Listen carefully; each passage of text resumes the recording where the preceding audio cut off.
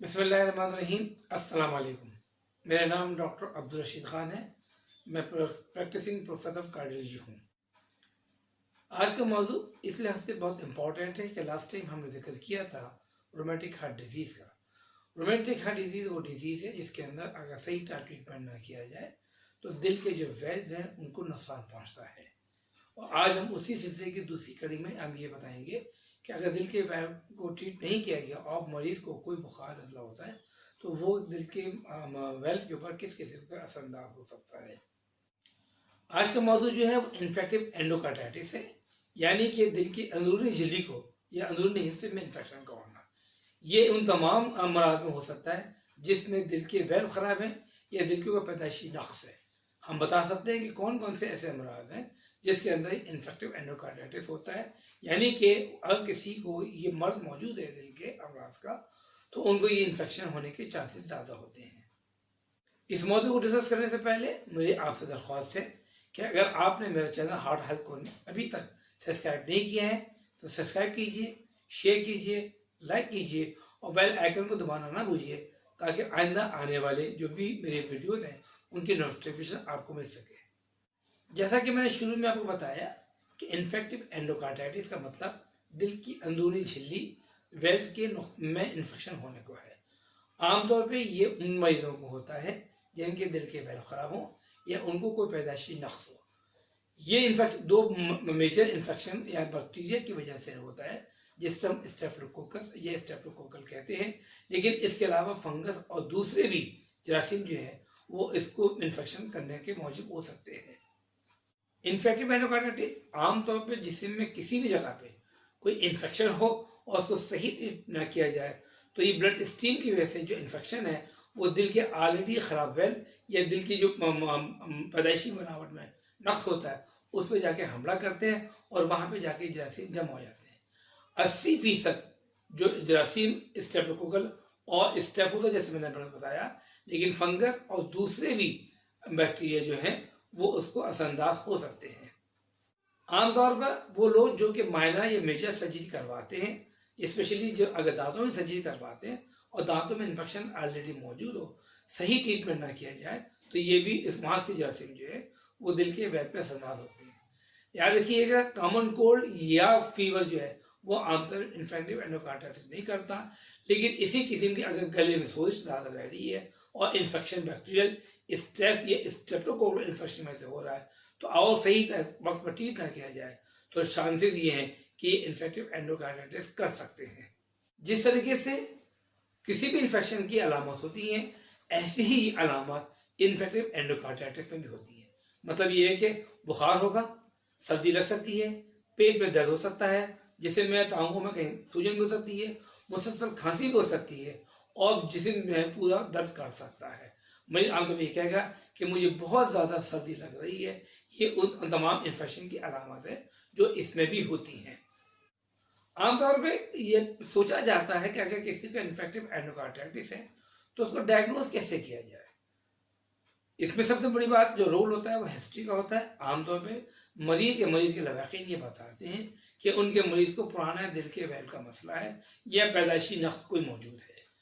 अगर जब मरीज इस हिस्ट्री के साथ आता है तो डॉक्टर की जिम्मेदारी होती है कि वो उसको प्रॉपर हिस्ट्री लेने के बाद, एग्जामिन करने के बाद कुछ टेस्ट तजवीज़ करे। आमतौर पर जो वेल्व इन्वॉल्व होते हैं उसमें दाएं साइड का ट्राइकस्पिड वेल्व और बाएं साइड का जो है वो माइट्रल वेल्व जो है इस चीज में इन्वॉल्व होता है। रूटीन के टेस्ट यानी कि आप ब्लड CPSR करवाते हैं जिसमें जाहिर होगा कि इन्फेक्शन है, यानी कि लिम्फोसाइट कम होंगे, न्यूट्रोफिल ज़्यादा होंगे, ESR बढ़ सकता है, हीमोग्लोबिन जो है वो कम भी हो सकता है। उसके अलावा कंफर्मेटरी टेस्ट करने के लिए मरीज के ब्लड लिए जाते हैं जिसे हम कहते हैं ब्लड कल्चर किया जाता है। ब्लड कल्चर आमतौर पर उस वक्त लिए जाते हैं जब मरीज को शदीद सर्दी का एहसास हो रहा हो कि वो वक्त होता है कि सबसे ज़्यादा जरासीम जो है वो खून के अंदर दौड़ रहे होते हैं। अगर सही वक्त के ऊपर ब्लड कल्चर लिया जाए तो उसकी पॉजिटिविटी होने के चांसेस ज़्यादा होते हैं। उसके बाद एक्सरसाइज किया जाता है इसे ये देखने के लिए क्या फेफड़ों में कोई इन्फेक्शन तो नहीं है या फेफड़ों में कोई पानी तो नहीं है, ये दिल का साइज कैसा है। इसको मजीद कंफर्म करने के लिए इकोकार्डियोग्राफी, जैसे हम ट्रांसथोरैसिक इकोकार्डियोग्राफी या ट्रांस इसोफेजियल इकोकार्डियोग्राफी करते हैं, जिससे हम इस बात को कंफर्म करते हैं कि मरीज को वेल्व के ऊपर किसी किस्म की जरासीम जमा तो नहीं है, जिनको आमतौर पर मेडिकल टर्मिनोलॉजी में वेजिटेशन कहा जाता है। जब ये चीज़ें कंफर्म हो जाती हैं तो हम इस पर जाहिर कह सकते हैं कि मरीज को इन्फेक्टिव एंडोकार्डाइटिस हो गया है। बैक्टीरियल एंडोकार्डाइटिस जो है ये एक खतरनाक मर्ज है। अगर उसको सही वक्त में ट्रीटमेंट ना किया जाए और प्रॉपर ट्रीटमेंट ना किया जाए तो ये बाद वक्त जानलेवा भी साबित हो सकता है। चूंकि उसकी वजह ये है कि जब इन्फेक्शन वेल में होता है या दिल के पर्दों में होता है तो उसमें दिल जो है वो सही तरह से काम नहीं करता। वेल सही तरह से काम नहीं करते, वेल या तो ढीले हो जाते हैं और ढीले होने की वजह से जो दौरान खून है वो बहुत ज़्यादा मुतासर होता है। और ये इन्फेक्शन जो है सिर्फ दिल में नहीं रहता बल्कि ब्लड की वजह से जिस्म के दूसरे हिस्सों में मुंतकिल हो सकता है। इसलिए ये लाजमी है कि इन्फेक्टिव एंडोकार्डाइटिस का ट्रीटमेंट सही वक्त पर और सही तरीके से किया जाए। इन्फेक्टिव एंडोकार्डाइटिस का ट्रीटमेंट दो तरह से होता है, एक फार्माकोलॉजिकल यानी दवाओं से, और उसके अलावा कभी कभी ऐसा भी होता है कि जो मुतासरा वेल्व है उसको चेंज किया जाए, जिसको हम वेल्व रिप्लेसमेंट भी कहते हैं। तो ये दोनों ऑप्शन खुले होते हैं और आप जो फिजिशियन है वो डिसाइड करता है कि क्या आपको मेडिकल ट्रीटमेंट में रखा जाए या पेशेंट की खुदा न खास्ता सर्जरी करवाई जाए।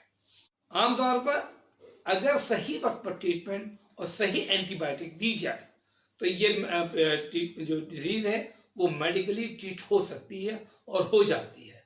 कभी ऐसा होता है कि उनको आगे किसी और ट्रीटमेंट की जरूरत पेश आए, लेकिन अगर ट्रीटमेंट लेट शुरू हुआ है और कॉम्प्लिकेशन बढ़ गई हैं तो उसमें दो बातें होती हैं। एक बात तो ये हो सकती है कि जान जाने का खतरा भी हो सकता है या सर्जरी भी की जा सकती है, और सर्जरी जो है वो कामयाब भी हो सकती है और उसमें कॉम्प्लिकेशन भी हो सकती है।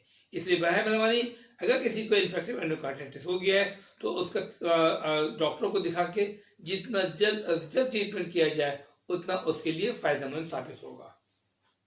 आमतौर पर सिर्फ 25 से 30% मरीज ऐसे होते हैं जिनको मेडिकल ट्रीटमेंट के अलावा किसी और ट्रीटमेंट की जरूरत पेश आती है, और जो मेडिकल ट्रीटमेंट है वो कम से कम 4 से 6 हफ्ते पर मुहित होता है। आमतौर पे ऐसे अगर पेशेंट सीरियस हो या उनको इन्फेक्शन सीवियर हो तो ऐसे तमाम पेशेंट को अस्पताल में रखा जाता है, और जब तक उनकी अलामत बाकी रहती हैं या उनको आईवी इंजेक्शन की ज़रूरत होती है, ये डॉक्टर डिसाइड करता है कि कितना अरसा उसको आईवी इंजेक्शन दिया जाए। जब वो आईवी इंजेक्शन कंप्लीट हो जाते हैं फिर उनको ओरल ट्रीटमेंट के ऊपर घर भेजा जा सकता है। अगर इन्फेक्टिव एंडोकार्डाइटिस को प्रॉम्प्टली ट्रीट किया जाए तो सर्वाइवल रेट बिल्कुल नॉर्मल होता है। अदरवाइज अगर कॉम्प्लिकेशन हो जाए तो इसमें सर्वाइवल रेट जो है वो 50% के करीब रहता है। डिपेंड करता है कि इन्फेक्टिव एंडोकार्डाइटिस से कितना सीरियस था, क्या मरीज को फेफड़ों में पानी आया था जिसे हम कंजेनिटल हार्ट फेलियर कहते हैं, या पेशेंट का जो है इन्फेक्शन बहुत ज़्यादा हुआ, या पेशेंट का जो है सर्जिकल ट्रीटमेंट किया गया है। Depending upon the severity and the time of onset the treatment survival को हम प्रेडिक्ट कर सकते हैं। मैंने कोशिश की है कि इन्फेक्टिव एंडोकार्डाइटिस का एक आपको ओवरव्यू में दे दूं। इसमें डिटेल में डिस्कस करने का इसमें टाइम नहीं है, और डिटेल के लिए जाहिर बात है कि आप किसी भी फिजिशियन से डिस्कस कर सकते हैं। अगर आपको मेरी ये वीडियो पसंद आई है और कोई भी सवाल अगर है तो आप कमेंट सेक्शन में सवाल लिखिए ताकि उसका मैं जवाब दे सकूं। अस्सलाम वालेकुम रहमतुल्लाहि व बरकातुहू।